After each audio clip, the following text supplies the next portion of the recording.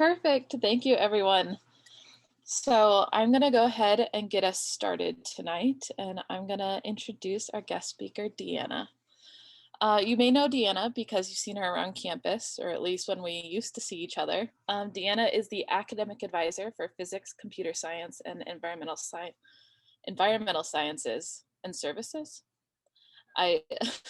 Sorry. A post-bac certificate in information systems from Johns Hopkins University and received her undergraduate degree at Rutgers University. Before joining CW, Deanna spent 7 years as the math and science program coordinator for Upward Bound at the University of Hawaii at Hilo, where she assisted low-income, first-generation, underrepresented high school students and helped them prepare for and enter post-secondary education. Here at CW, she is passionate about showing students the pathways to opportunities and helping them be the most successful version of themselves. As for family history and genealogy, Deanna would say she is still young in her expertise on the topic. She currently has been working on her family genealogy for 13 years and 10 years seriously, and is still continuing on in the endeavor to learn more, and she has decided to join us tonight and share about that journey. So thank you, Deanna, for being here, and I'm going to pass the mic to you. Hi, everyone. Thank you very much for joining us tonight. I've got a lot to get through because I know who the star is that you guys really want to hear about. So I want to get to my grandmother Lucy as quick as possible. If you guys don't mind, please muting yourself. There's the chat and the raise hand function, I think, through the reactions. If you'd like to ask questions, Megan will feed me the questions and throughout the presentation, and I'll answer things as best that I can. So Megan, do I already have ability to share my screen? Yes, you do. Okay, let me get this started. I've never been on this side of sharing the screen. I've always been the one sharing initially. Here it is, share my screen. Here we go. Okay.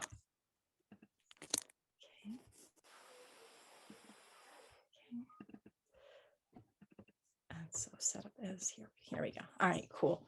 So tonight the story that I'm going to tell is going to center on 3 individuals. The symbol that you're looking at, the bird that's looking backwards over its back, is a Sankofa bird, and part of the meaning of it is looking in the past to move forward, basically taking all of that knowledge that's been gained from those before you and using it to move forward. And it really speaks to who I am and how I have tried to live my life, at least for the last 20 years, 20 to 30 years. So let's go ahead and get started. Okay, so I'm originally from California. I'm a California girl through and through. Love the sunshine, love the heat, love all of it. My family's from all over the place, and growing up really was unusual for me. My mother's side of the family is Creole. They were fluent speakers of French.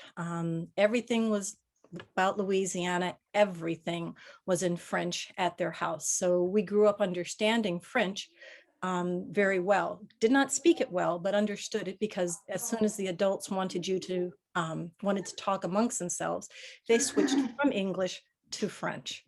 Now, my father's family on the paternal side is from the Texas, Oklahoma area.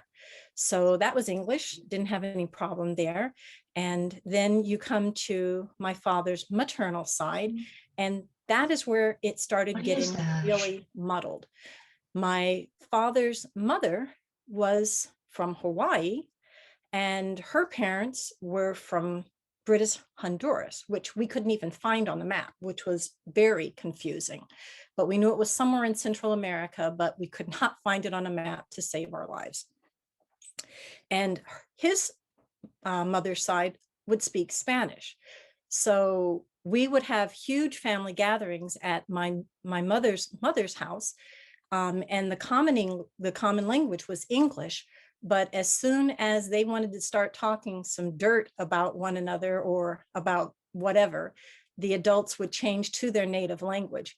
And it got to be very interesting very quickly. So I grew up understanding Spanish and English and learned Spanish, English, and French, and learned how to speak Spanish at a very early age. I am still kicking myself to this day because I did not keep up the practice with any language besides English. I understand French a little bit. I understand Spanish a lot, but I cannot speak it well. So anyways, going forward to somewhere around 2012, I had to go to Las Vegas for a conference. So my mom and my sister accompanied me, and we happened to be walking down the street, and out of the clear blue, my mom is talking about her family, and in the middle of Las Vegas Boulevard, she just casually comments she never really knew anything about her family. Now, when I was a little girl, every holiday was at her mother's house, and it looked like a schoolyard because there were so many people. So for her to say that didn't really make a lot of sense. And she says the only thing that she really knew about her mother's family was that they had this name called Coin Coin, and that they were in Louisiana. So that's all she really knew. Now, that was an unusual name. So I was like, okay. And she said, yeah, really would like to know something about my mom. Well, I am just a little bit competitive. And I'm sitting there, and my sister, Denise, just kind of let it go. And the wheels started turning in my head. If I did this right, I could unlock favorite daughter status. So herein is the challenge. The gauntlet has been thrown. So I tell my mom, sure, dig around for me, tell me what you've got. And I had been doing a little bit of genealogy search from time to time on my father's mother's side, but not really digging into it. So she sends me a picture of her grandparents, Elizabeth Matoy and Clement LaCour. And everybody that my mom always talked about were the LaCours, and that's as far as I knew about the family. But this name Coin Coin just really kept sticking with me.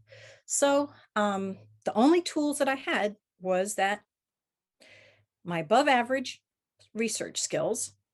I had worked in the internet when the internet was a baby for a very long time, to the point that I worked for a company that started an independent internet company.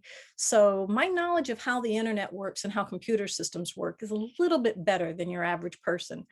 Plus, I do have an advanced degree on it. So I'm like, I can do this. And I'm in the middle of the ocean on a rock. But the gauntlet's been thrown.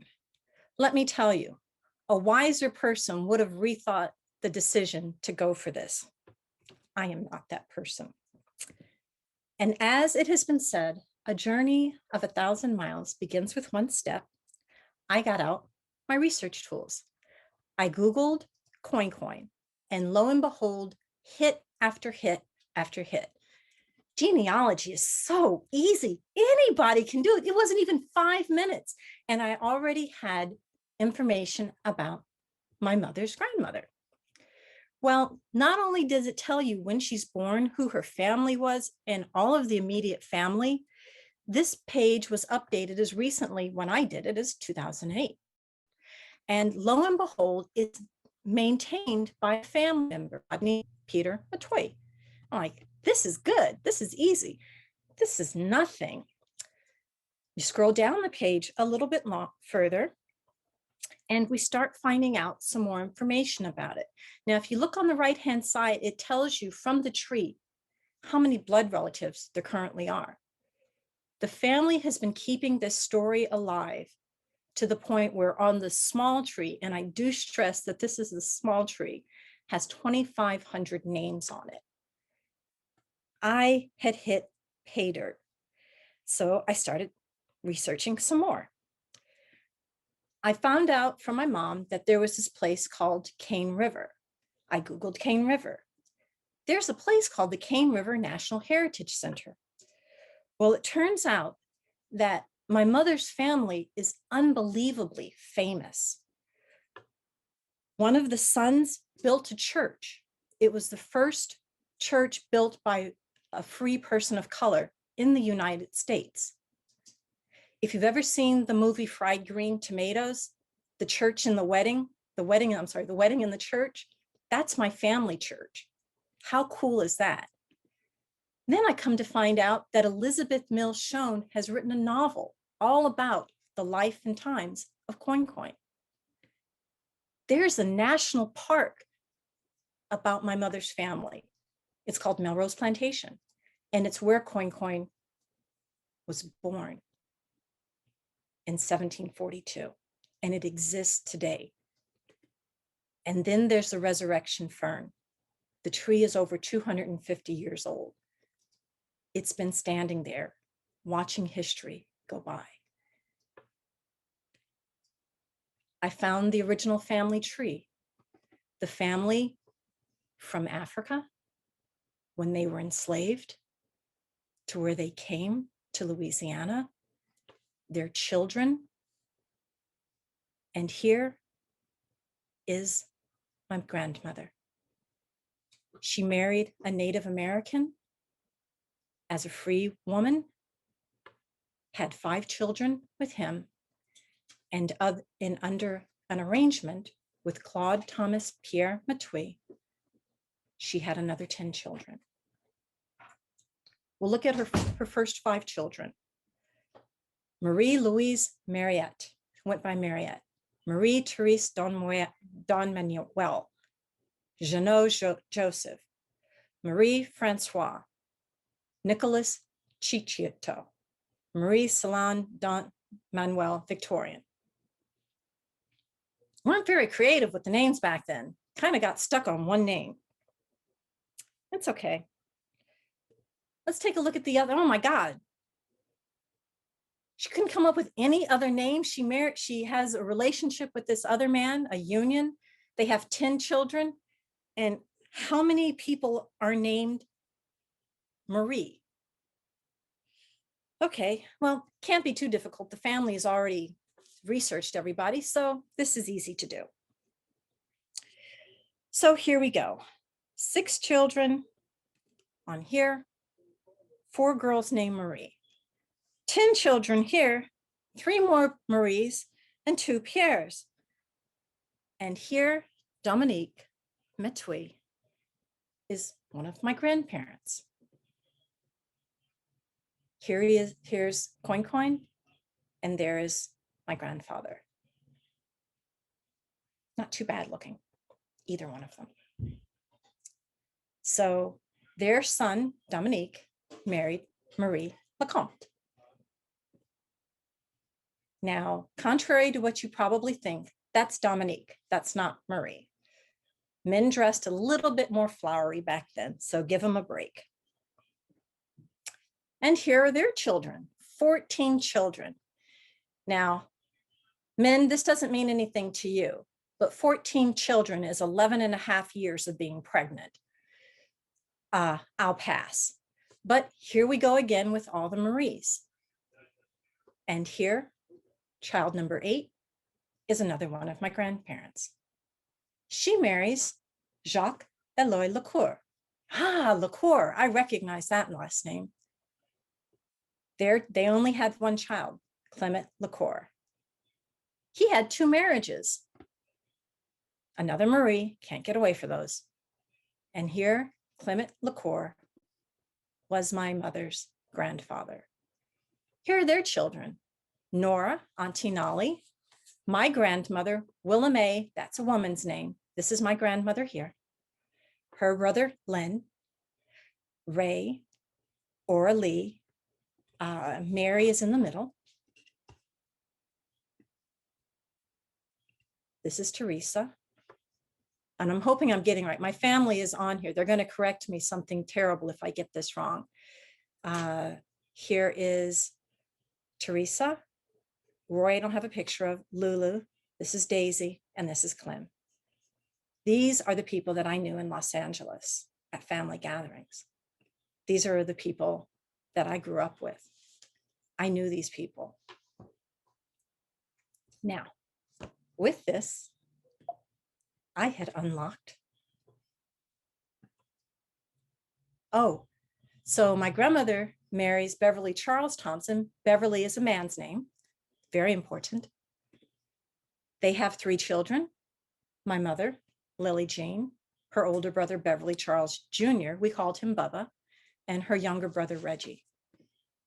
My mom is the 5th great-grandchild of Coin Coin and Claude Thomas Matui. I would say this research took all of 2 weeks. And the reason for it is the family has kept the name alive. The trees are out there and it's very easy to research. But doing this, I had leveled up. I had unlocked favorite daughter status. So that got me thinking, this genealogy thing really isn't that difficult. Now, that was my mom's side. My father's side, I knew a little bit more about, especially his father's family. And they were unwilling participants and unlikely civil rights heroes. And this is a story that I knew very well growing up. So in 1939 in Los Angeles, there was something called the Homeowners Loan Corporation. And you may have heard of them, you may not, but you're definitely familiar with them, I guarantee it.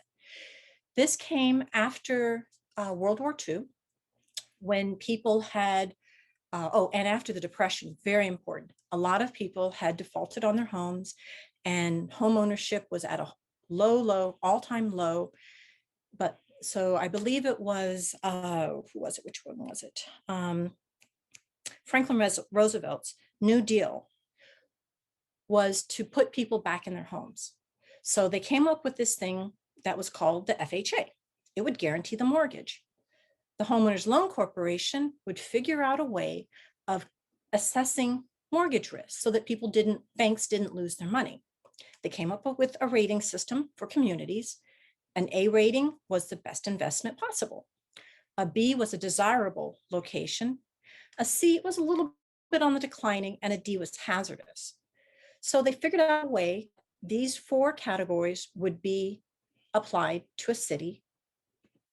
And then they decided they'd color code things so that it would be really easy to look at a map and see where are very desirable places to have homes.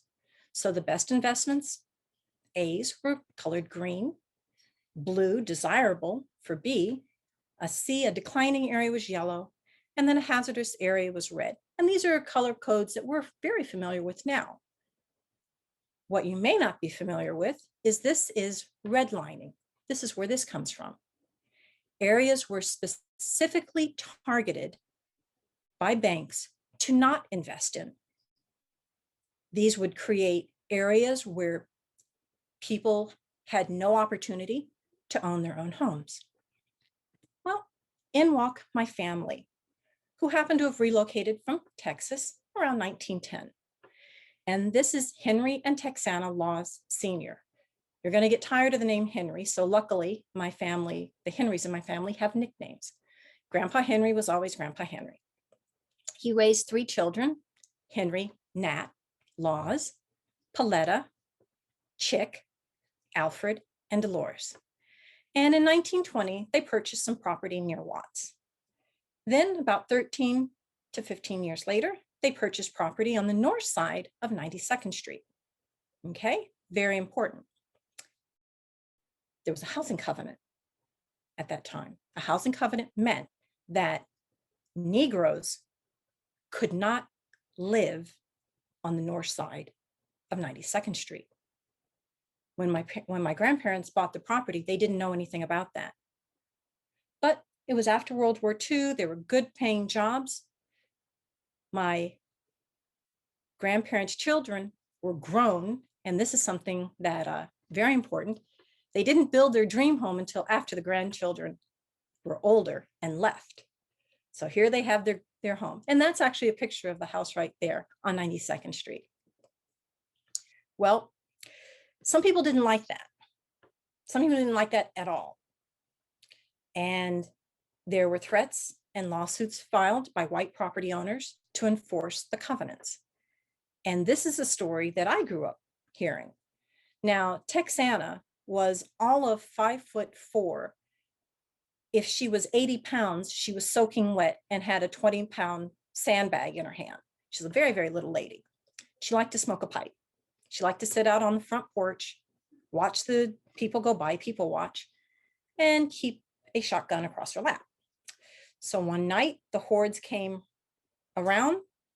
The Superior Court had decided to uphold the restrictive covenants, and the horde basically told my grandparents that they needed to get out of there or they were going to come to some untimely demise.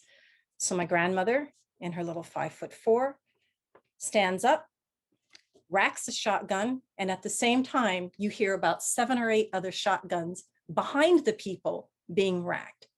They didn't realize that my grandparents owned the properties all around where they were standing.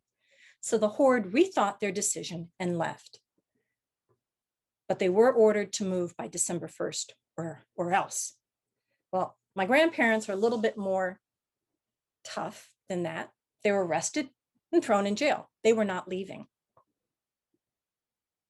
Luckily, there was a class action lawsuit that was filed, and they were part of the main lawsuit.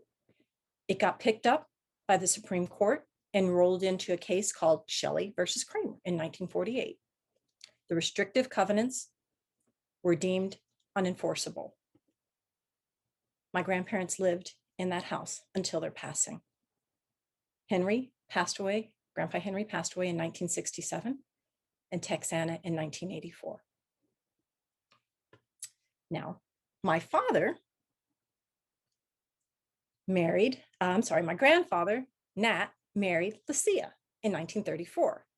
My father, Hank, but he goes by Henry, but Hank in this case, his younger brother, Philip, and his middle brother, Joseph. That was the kids from their union.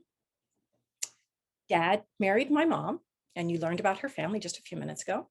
And the 3 sisters are Danelle, my older sister, and my oldest sister, Denise. Unfortunately, Danelle passed away at a very young age. Fast forward to 1974, we were living in Northern Virginia.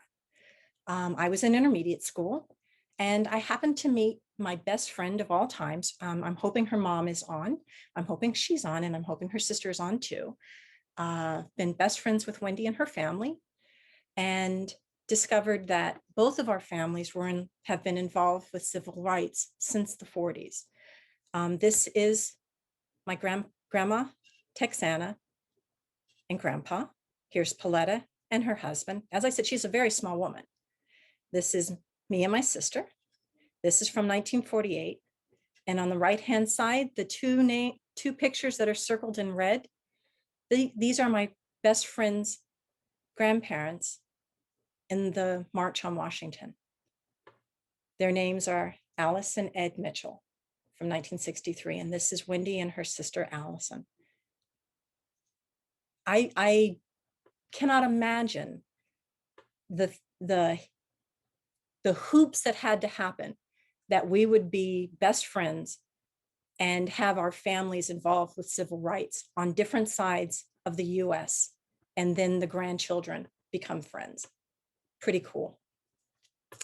So now this takes me to my father's mother's side, the great Pedro enigma. This is my great-grandfather, Pedro, and his wife, Maria, Anna. At least she went by Anita, so that was a little bit easier to deal with. Okay. There were so many different stories about Pedro, and none of them made sense.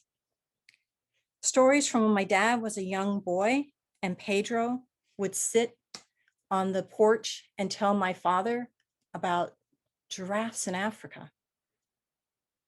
My grandmothers would talk about him sailing the world, Canary Islands, Cabo Verde, South America, the Cape of Good Hope, Hawaii, Alaska. They talked about how intelligent he was.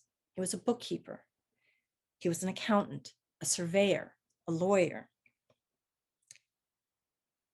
My granduncle Victor, when I was a little girl and staying in Hawaii with him, but tell us about how talented a musician he was, how he wrote and played music, that he was fluent in four languages: English, Portuguese, French, Spanish.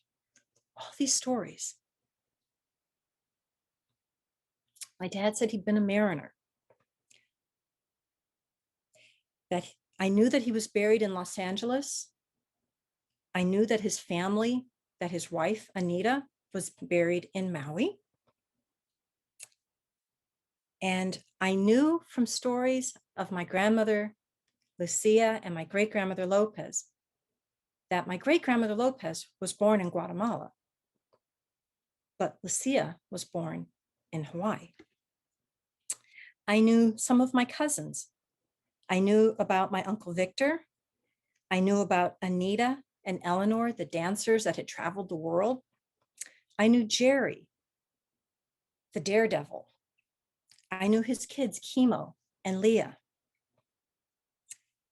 I had all of these bits and pieces, but nothing really to go on. Where was he from? How did we end up in Hawaii? This is the information I had to go on. My grandmother told me that they had moved from Belize. There were 6 children: Lucita, the oldest, not Lucia, Lucita. My grandmother, Flora, which when she was married, her last name was Lopez, so we all called her Lopez, Grandma Lopez, Joaquim, Nina, Uncle Victor, and Eliseo. I knew that Nina had been exiled to the leper colony on Molokai, but had managed to escape, which was unheard of because Alcatraz is in the middle of the San Francisco Bay and Molokai is in the channel, and you don't swim out of that, but somehow she managed. The family lived on all of the main islands, on Kauai, Maui, Oahu, and the Big Island. I had cousins that were the famous dancers and the entertainers. Grandmother said Pedro had 3 brothers, but one had changed his last name to Pereira. Her father was from Spain. And my grandmother gave me a piece of paper that was 40 years old with phone numbers from people living on all the islands. That's what I had to go on. So I started doing some digging. I had to find out what Cape Verde was first to begin with. Cape Verde is a set of islands off the coast of Africa. And if you can see this blue circle here, that's the Cape Verdean Islands. It's an island chain, much like Hawaii. Boa Vista is one of the main islands. In the 1800s, whaling was the industry of the day. That was the top technology. Cape Verdeans were free people. Slavery was on the island, but my family and the family that were in whaling were free people. And they had many skills. Their history and their ability for commerce was extremely well documented. In 1864, he was born on the island of Boa Vista. And here you can see it. It's a beautiful island. I haven't been there yet. I've seen pictures on the internet. Beautiful, beautiful island. Okay. Whoops. Maria Ana Anita, everyone called her Anita, Vargas, was born in British Honduras. That is the old name for Belize, which is why we couldn't find it anywhere. Okay, she was born in an area called Bermuda Landing in British Honduras. I have family there still. I have family that I talked to yesterday evening from Belize that I found through doing the genealogy. This piece of paper that we're looking at on the right-hand side is from 1939, when Pedro, this is Pedro's typing. I have the same sheet with his signature on it that tells the family history, when they came, where he was born, where Anita was born, the children that lived, the children that passed away,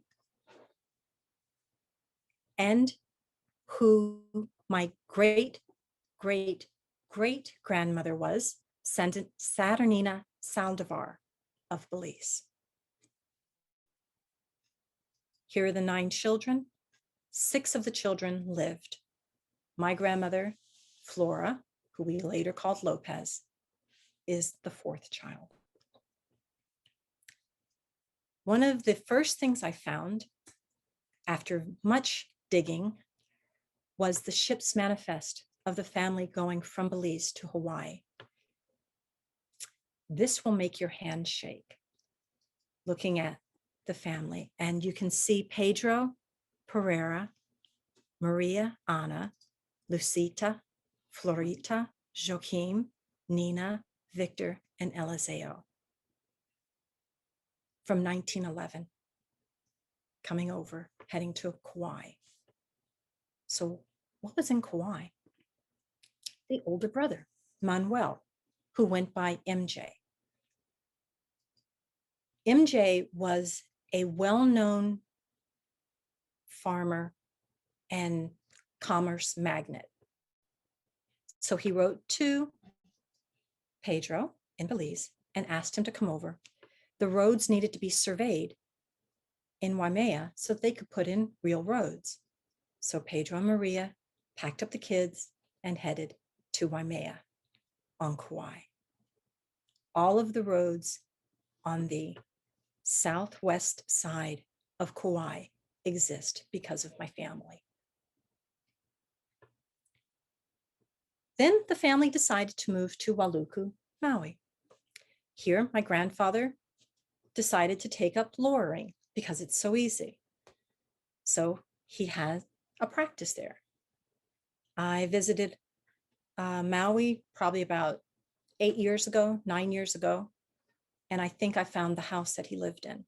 Unfortunately, the land records from that time don't exist anymore because I tried to find them, but they don't. But based on the descriptions of the house that I had from my grandmother and where it was located in relation to the main church that was there, I'm pretty certain I located the house, which was pretty cool.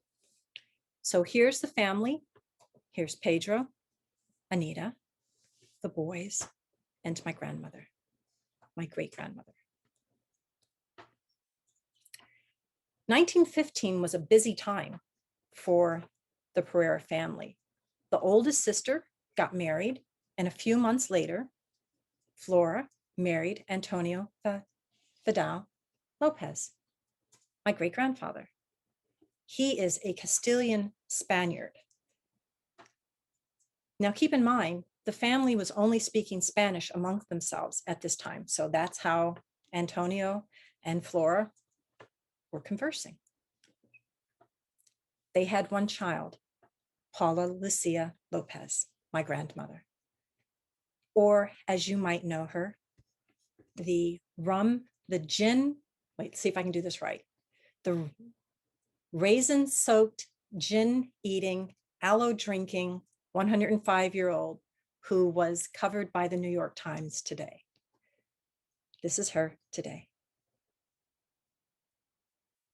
On her 105th birthday on January 25th of this year, she was diagnosed with COVID.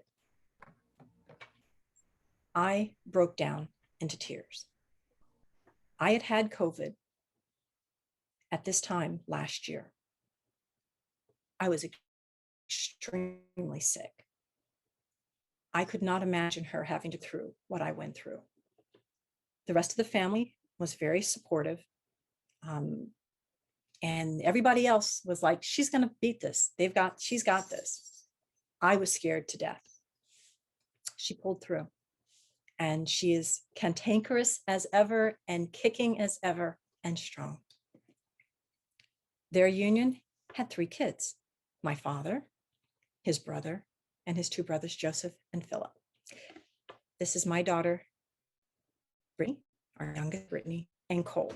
Very important, that's Cole. This is my family, and I could not be more proud of them. Are there any questions? Oh, I think we're going to have to open. Can they unmute themselves? They can unmute themselves, and if they do have a question, they can put it in the chat. Okay. I know I do have a couple questions if you want me to get started. Sure, go for it. Okay, so I know our group of students were a little bit curious also about the process and going through this. What would you say are some of the, I guess, when you get started, you start that original information. What kind of barriers do you run into, and what kind of advice would you give someone to keep going if they run into barriers? Oh, you're gonna run into barriers. That's guaranteed. Turn on your video when you're With okay, with Portuguese and with French, there are common names: Marie, Maria, Joachim. And in my family, hold on one second. I think I have it still up. So let me see if this will work. I think I still left it up. Yep, here we go. So this is part of my family tree. Now, if we do a name search, you'll see how much fun it is to try and decipher Joachim. How do I spell it? Depends upon, here we go. Joachim, okay. And that's the other thing. There's different spellings depending upon which point in time you're talking about. For ancestry, for my peace of mind, I settled on a specific naming spelling, which may or may not be the actual spelling, but I had to do something so that it would be easy to carry year to year. So I have a Joachim Serva, I have a Joachim Santos, I have Antonio Joachim, I have Manuel Joachim Minor. There's also an MJ, Manuel Joachim. There's at least 6 other Joachims on my tree. So what you have to do, again, you come up with a naming convention that works for you. Then you have to understand a spelling convention that works for you. Then you have to know the naming convention of the time. It's not unusual for the middle name in Spanish and Latin speaking countries to be a surname. So Santos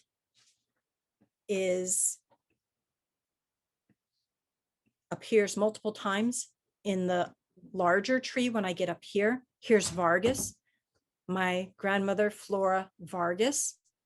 This was her great-grandfather. Fontes, Victor Fontes, that was the name from another great-grandmother. Here's another Joachim. Okay. Maria Ana in Portuguese quite often ends up as Anita. You don't want to know how many Anitas there are in the family. To this day, there are still Anitas, and you have to know who their parents are. If somebody just says Anita, you can kind of decipher who it is, but you start asking who are the parents, what year was it, and who are the siblings to make sure you get the proper line. I had a lot of information that most people didn't. I had access to a book called Portuguese Hawaiian Memoirs from 1930 that laid out, it was a who's who of Portuguese in the islands. And it provided the histories that were there. That was a big help. My internet search skills are a little bit better than most people, so I understand how database systems work and how to find information that's out there. Trial and error is your best bet. You're going to run into brick walls, put it down for a month, 6 months, whatever, and come back to it. When you come back to it, you'll be coming back to it with fresh eyes, and you'll see things that were staring you right in the face to begin with, that you didn't even know were there or didn't see them. Any other questions? I have another one for you. Mhm. And I guess, what would you say to someone who's like, well, why do I need to know my history? Like, what's the point in learning it? What have you gotten out of learning your family's history, and what has it brought to you?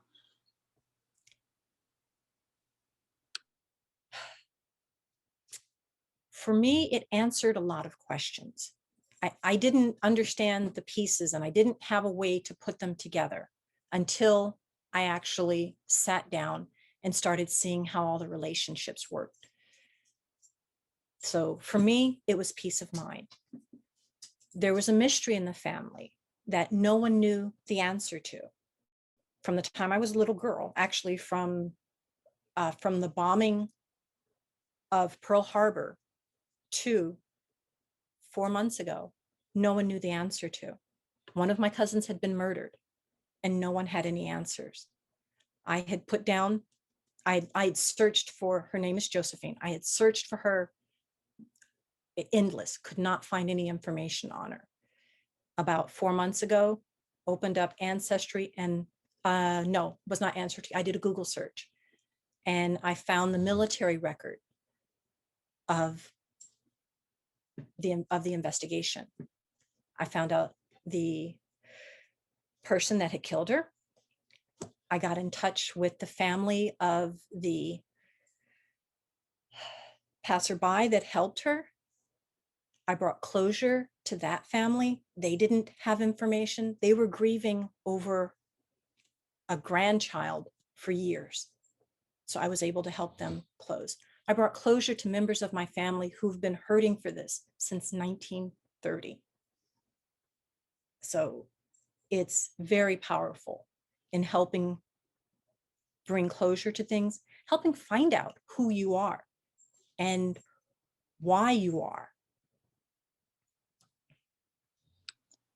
Thank you for sharing that. I think that's really powerful.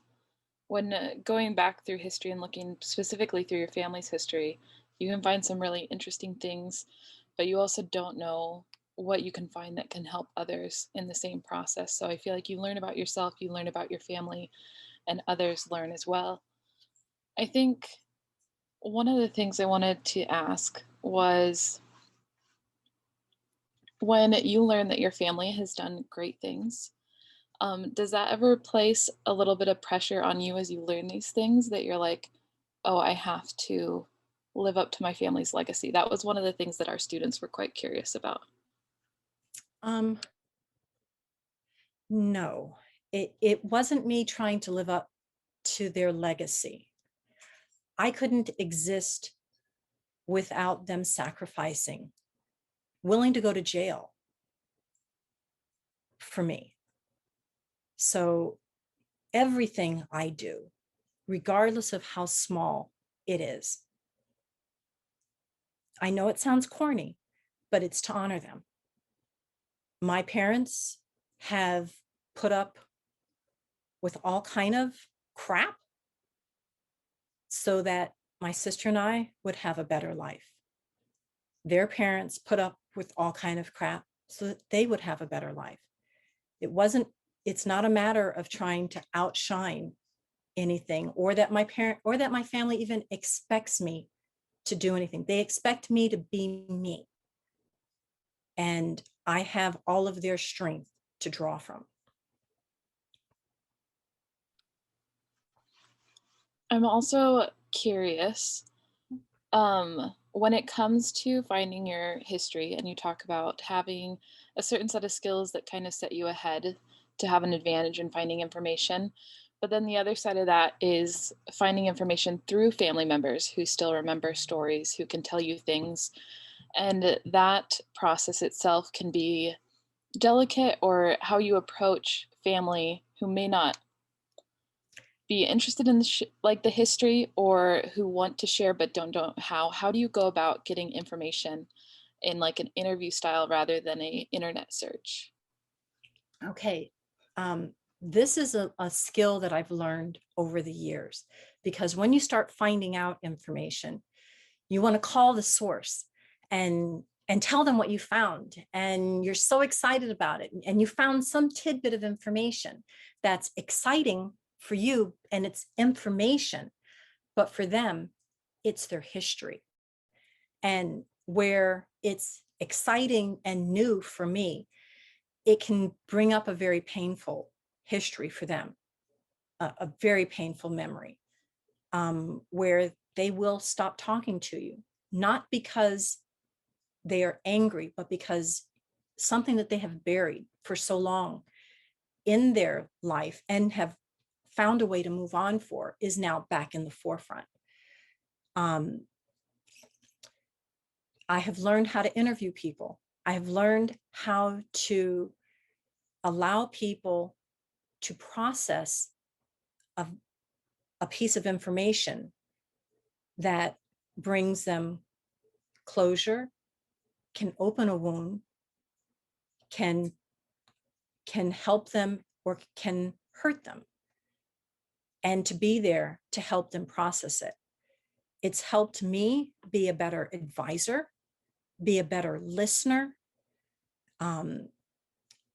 to help people work through problems and help them see that there's always a solution that involves moving forward.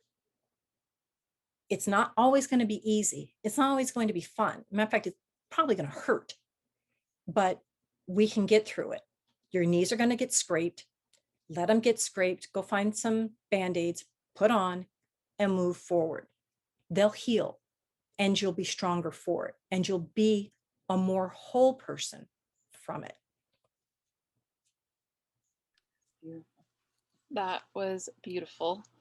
Dylan has a question for you. Sure. And he said, if you could go back in time, you had an ability to time travel in the past through history and change one thing or do something differently, or to find more information that you currently don't have, what would that be and why? Oh, I've actually thought about this seriously multiple times.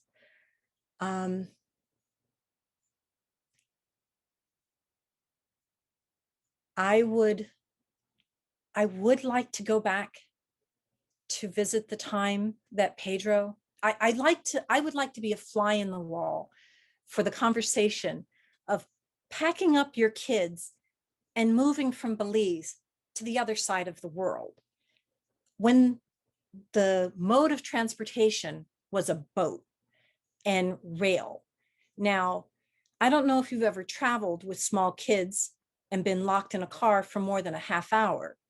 They were probably traveling for 4 months. Now, I know because I have the ship's manifest, I know exactly how long it took to leave from Guatemala, because they left out of the Port Barrios, Guatemala, and landed in New Orleans. I know how long they were in New Orleans. I know where they were in New Orleans. And I know from the time they went to New Orleans to when they got on the boat in San Francisco to go to Hawaii. I would not wish that on anyone. So I would like to have been a fly on the wall, to have heard that discussion and been in the kitchen that day they had that conversation, and it was a go decision. I would have loved to have been there for that. I would have loved to have been there when Josephine, that was my cousin that was murdered. I wish that I had been there the night that she invited this person to her home to have dinner with them. I wish we would have stayed in the parlor and had ice cream, and she would be here today. Wow. I think I'll have one more question. Mhm. And then if anyone else has a question, please put it in the chat, or I'll leave a minute for you to turn your mic on and ask. If anyone was to start this journey, what advice would you give them? Are there any starting points, starting places, good websites, who may not have your internet skills or savvy, of where they could start in building their family history? If you don't want to spend any money, then I would say go to geni.com, GENI.com. You can do a free site, and it's probably going to log me in. I actually have 2 accounts on geni.com. Once I started getting sufficient, I moved off of geni.com and moved over to Ancestry. Geni.com is a very cheap way and easy way to get started. FamilySearch.com is another way. Family Search is a free site also. I don't particularly care for Family Search. To me, it's overkill as far as information that's not usable for me. Ancestry has been my workhorse. Months and nights and days at a time has been my workhorse. You can get so much information from Ancestry. And I know you're looking at this and you see all these lines that cross. My family, just to make life interesting, brothers married sisters. So Ancestry doesn't know how to deal with that relationship. When you see it nice and neat like this, so here's the father, here are the children, they got married, off they go.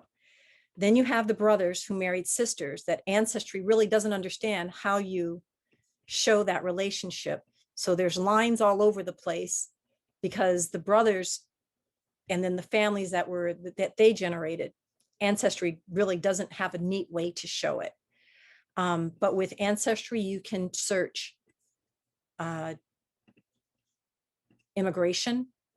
I found, okay, so when I first found the family coming across in 1911, on the ship's, there were 2 pages to the ship's manifest, and I found this by accident.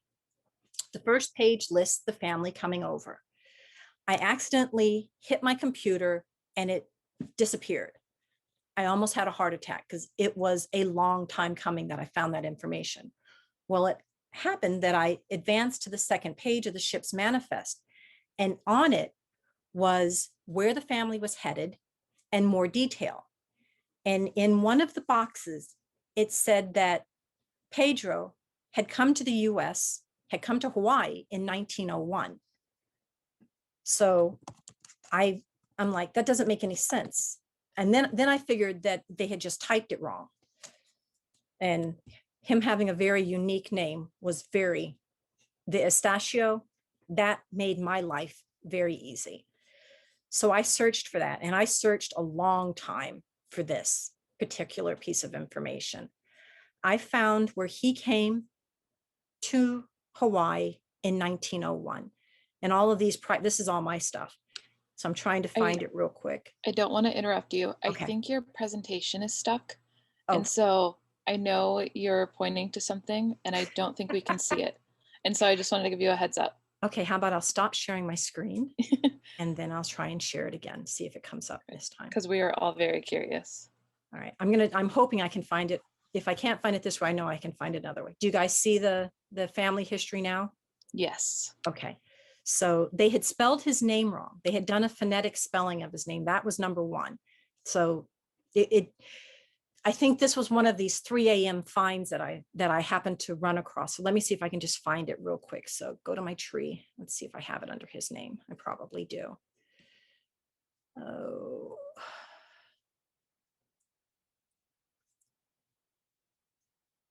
Oh, where's the gallery? Do it this way.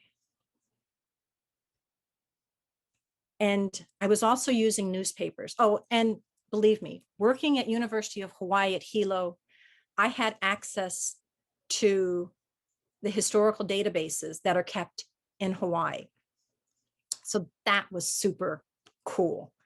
And this is it. This is the picture. So this was a ship's manifest of him coming across in 1901.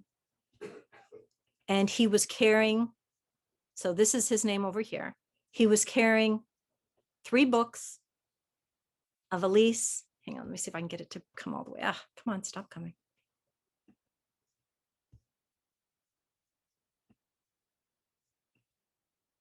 He had a saddlebag and books. There he is. I don't think I can, so this is him down here, a box of books and personal effects. Portuguese headed to the Sandwich Islands. The Sandwich Islands is what Hawaii used to be called. And from being a farmer in Belize, they said that he was a planter. This will make your hand shake also. I went to the Genealogy Society on a trip I met my cousins.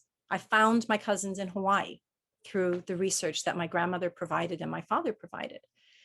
On an excursion with my now second oldest, my oldest cousin, she's 93. She wasn't 93, but we went to Hawaii, went to the Genealogy Society, I found the death record for Maria Anita Vargas, my great, great, great, great grandmother. And she was buried in Maui. My father and his cousin Jerry had restored her grave.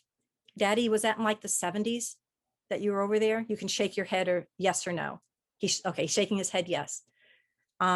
I went in, I think Bruce and I went in like 2012 and restored the grave site. So another way to honor the family. And I met my family in Maui when we went. And I had already lived in Hawaii for a long time and had never met them. So that was cool. So ancestry You makes it have easy, so but motivated me tonight. ancestry makes it easier, but you are going to do some search. Now, my family in Belize, they are whizzes at family search. I am not good at families. I don't have the patience for family search.